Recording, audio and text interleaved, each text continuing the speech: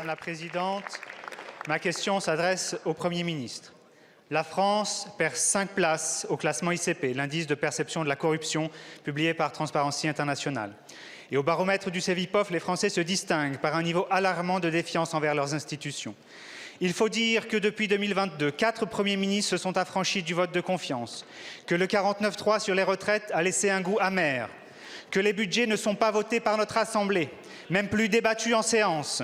Il faut dire que la dissolution, sidérante de vanité, n'aura même pas servi au président de la République à entendre raison.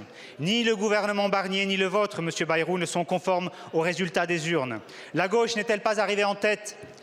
Le barrage républicain n'a-t-il pas eu lieu? Ah, il est beau le renouveau démocratique, bravo.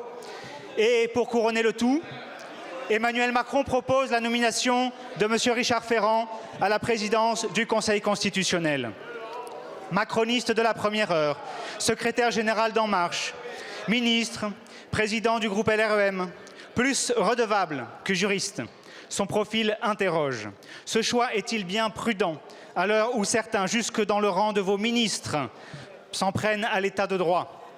N'eût-il pas été préférable, vu le contexte, d'appeler une personnalité compétente et incontestée afin de garantir l'indépendance et l'image d'une institution protectrice de nos droits et libertés?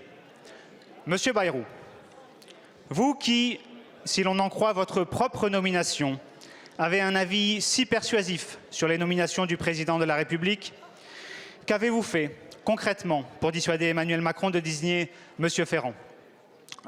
Ou bien, Monsieur le Président du Mouvement démocrate, la démocratie ne vous intéresse-t-elle pas?